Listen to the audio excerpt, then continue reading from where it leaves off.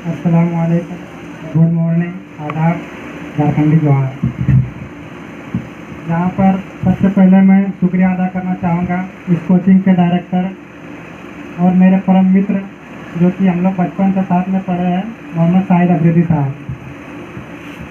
और इससे पहले अपने विचार व्यक्त कर चुके यहाँ के इंटेलिजेंट, काबिल आप सभी छात्र और SI SC एवं फर्स्ट कंप्यूटर के विद्यार्थी। आप सबों ने बताया कि शिक्षक दिवस किसके लिए मनाते हैं। तो ये तो हम सब ने जान चुके हैं कि शिक्षक दिवस डॉक्टर सर्वपल्ली राधाकृष्णन के जन्मदिन के शुभ अवसर पर मनाते हैं। और इसके डॉक्टर सर्वपल्ली राधाकृष्णन के जन्म से लेकर मृत्यु तक कुछ बच्चे ने यहाँ पर आकर उसके बारे में स्पीच दिया, उसके जीवनी के बारे में बताया, वो काबिल तारीफ है। यहाँ पर जो भी बच्चे आए, किसी ने 2 शब्द कहा, किसी ने 4 पंक्ति कही, किसी ने 8 पंक्ति कही, वो सब काबिल तारीफ है। वो सब उन लोगों से बेहतर है जो कि यहाँ पे बैठ के सिर्फ दूसरों का मुंह देखते रहे। कहता है ना, something is better than nothing. आपने कुछ किया और जिसने कुछ नहीं किया आप उससे बेहतर है। तो शिक्षा का क्या महत्व है उसके बारे में हम भी आप लोगों को थोड़ी सी बात बताएंगे। ज़्यादा तो नहीं बता सकते क्योंकि उतना वक्त भी नहीं है, छोटी सी मजलिस है। शिक्षा क्या है? शिक्षा वही है जो आपको अंधेरे से उजाले की ओर ले आता है। अंधेरा कौन सा? नाइट वाला नहीं।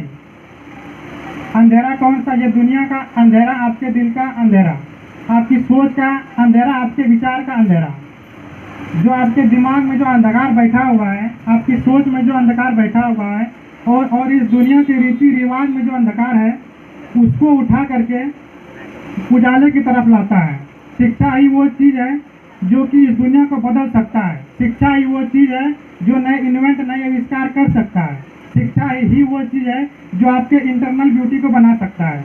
ब्यूटी भी 2 प्रकार के होते हैं, इंटरनल ब्यूटी, एक्सटर्नल ब्यूटी।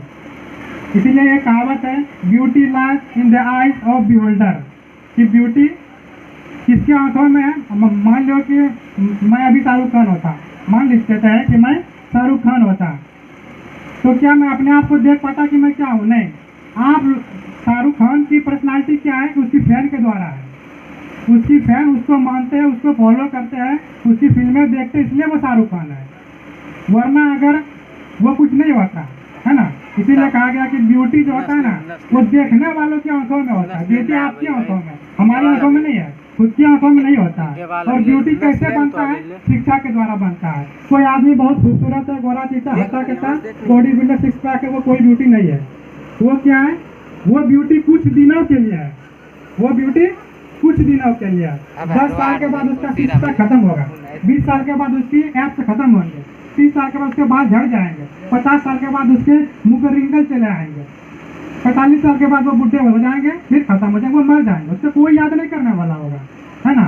लेकिन जो इंटरनल ब्यूटी को बनाए रखते हैं वही सबसे ज़्यादा खूबसूरत होते हैं। जैसे कि अभी हम लोग जिसके बारे में विचार कर रहे हैं वो है डॉक्टर सर्वपल्ली राधाकृष्णन। मान लो कि अगर डॉक्टर सर्वपल्ली राधाकृष्णन अगर 6 पैक बना के वैसे ही घूमते रहते, बाल लाल करने के बाद, तो क्या आज हम लोग उसको याद करते हैं? नहीं करते। हम उसको याद क्यों करते हैं? उसके इंटरनल ब्यूटी के कारण, कि उसने ऐसा काम किया जिसके कारण आज दुनिया उसको याद करती है, आज उसको शिक्षक मानती है, आज उसको गुरु मानते हैं।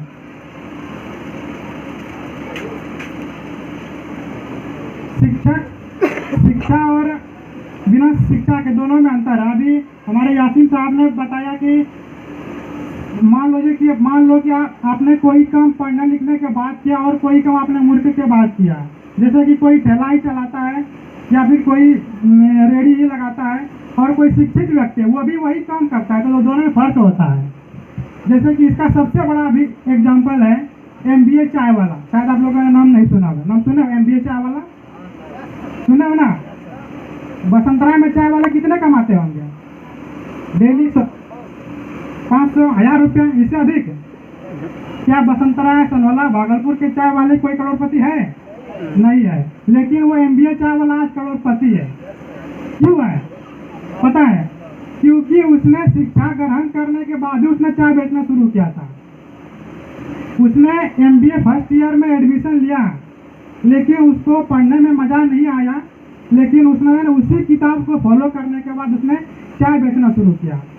और उसने कैसे चाय बेचा कि वो जो है ना आज करोड़पति बन गया। उसकी एक खास बातें थी जो उसने अपने इंटरव्यू में बताया था कि जब मैंने चाय की दुकान लगाई थी तो कुछ ग्राहक तो आ रहे थे, लेकिन मैंने सोच रहा था कि जो है ना ग्राहक और ज़्यादा आए, और सिर्फ चाय पीने के लिए तो हमारे पास हर कोई नहीं आ सकता है, आएगा, क्योंकि चाय हमको खुद को अच्छा लगता है, शायद सबको अच्छा नहीं लगता। मान लेते हैं आपको अच्छा नहीं लगता, तो क्यों आप जाओगे वो चाय पीने?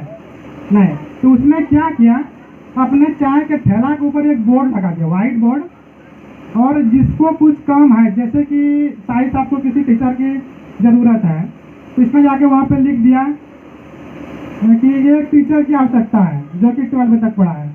दूसरा वहाँ पर हम चाय पीने के किले गए, देख लिया अरे भाई यहाँ तो टीचर का आवश्यकता, इस नंबर पर कॉल किया, हम ज्वाइन हो गए। तो वहाँ पर उसने जो है ना 2 कारण किया कि एक तो उसने चाय बेचना शुरू किया, दूसरा कि उसने ऐसा चीज़ को इन्वेंट किया जो इससे पहले किसी के पास नहीं था, है ना। तो ये कहाँ से आया? ये उस शिक्षा के कारण के वजह से ही आया जो कि उसने अपने MBA कॉलेज में पढ़ा था। आप लोग भी यहाँ से पढ़ेंगे तो कुछ ऐसा ही करके दिखाएंगे जो दुनिया में आज तक नहीं हुआ था। दुनिया के रीति को, दुनिया के रिवाज को, दुनिया को बदलने की क्षमता किसमें है? जो कि एक शिक्षित व्यक्ति है। आज से पहले हमारे भारत में छुआछूत की थी, जैसे कि कोई ब्राह्मण है, कोई शूद्र है तो उसके सामने नहीं बैठ सकता है, उसको नीचे बैठना पड़ता था, जिसको किसने खत्म किया? बाबा साहब अम्बेडकर ने। बाबा साहब अम्बेडकर की आप लोग कहानी जानते हैं?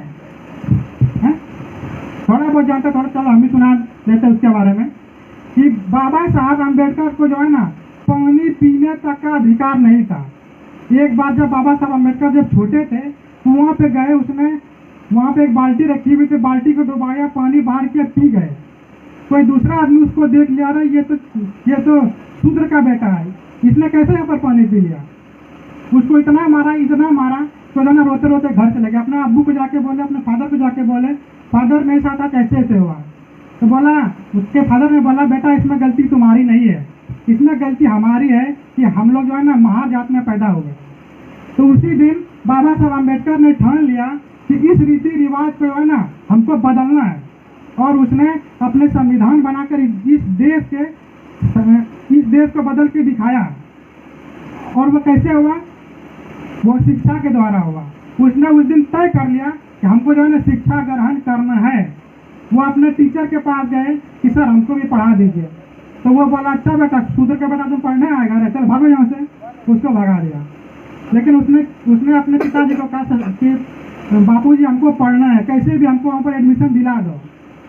तो उसके पिताजी ने विनती किया कि गुरुजी हमारे बच्चे को पढ़ा लीजिए, आपकी बड़ी मेहरबानी होगी। हाथ पैर जोड़ा, विनती कही। उसके बाद टीचर ने कहा एक शर्त पे पढ़ाएंगे। वो शर्त क्या है कि आपका बच्चा जो है क्लास से बाहर बैठ के पढ़ेगा, अंदर आया तो उसको नहीं पढ़ाएंगे। तो उसके पिताजी ने कहा हाँ हमारा बच्चा बाहर ही बैठ के पढ़ेगा, अंदर नहीं आएगा। तो वो उसने क्या किया, क्लास से बाहर ही बैठकर पढ़ना शुरू किया। और उस समय रीति रिवाज इतना खराब था कि अगर किसी बच्चे के टिफिन पे अगर बाबा साहब अम्बेडकर का परछाया पड़ जाता ना, तो वो बच्चे क्या बोलते कि जो है ना हमारा टिफिन छूट गया, इसको अब नहीं खाएंगे, इसको हम कुत्तों को खिलाएंगे। तो इतना खतरनाक और गंदी उस टाइम में रीति रिवाज थी। तो उसने पढ़ना शुरू किया। फिर उसने एक दिन कहा, गुरु जी हमको है ना सॉरी याद नहीं आ रही, चले दूसरी बात। फिर उसके बाद उसने यहाँ से शिक्षा ग्रहण की, इंडिया से। फिर वो उसने और आगे पढ़ना चाहा तो इंडिया में उस समय इतना बड़े बड़े यूनिवर्सिटी और कॉलेज नहीं थे। उसने बाहर पढ़ने की इच्छा जताई। तो उसके पिताजी वहाँ के लोकल जो थे राजा साहब, उसके पास गए, हमारे बेटा को पढ़ना है, विदेश भेज दीजिए। उसके बाद उसने लंदन में जाके लॉ किया, बहुत सारा ऐसा कोर्स किया। उसके बाद फिर वो इंडिया आए, और इंडिया आने के बाद उसने ही आज संविधान को लिखा, जिसके बलबूते पे आज हरिजन से लेकर मुस्लिम समाज तक, ब्राह्मण से लेकर छत्री तक कोई भी समाज में हिस्सा ले सकता है। कोई भी MP MLA मुखिया बन सकता है, कोई भी महिला हो या पुरुष हो, हर कोई प्रशासनिक विभाग में भाग ले सकता है। तो ये कैसे हुआ? शिक्षा के कारण ही हुआ।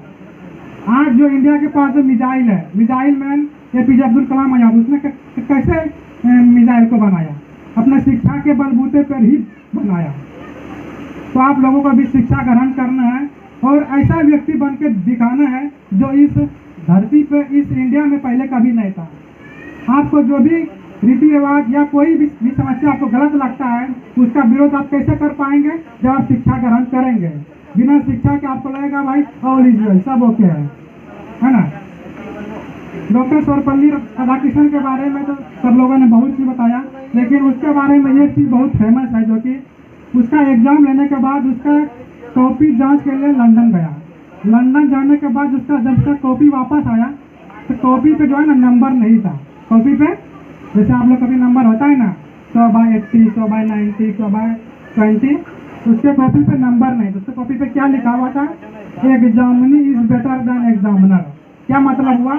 एग्जाम देने वाला एग्जाम लेने वाला से बेहतर है ना। तो आप लोगों को भी वही बनना है। आप लोगों को भी कोई दिन ऐसा खिताब जीतना है कि कोई आप लोगों को भी ऐसा कह सके you are better than me, है ना। चलो इन्हीं चंद शब्दों के साथ अपनी वाणी को विराम देते हुए अस्सलाम वालेकुम।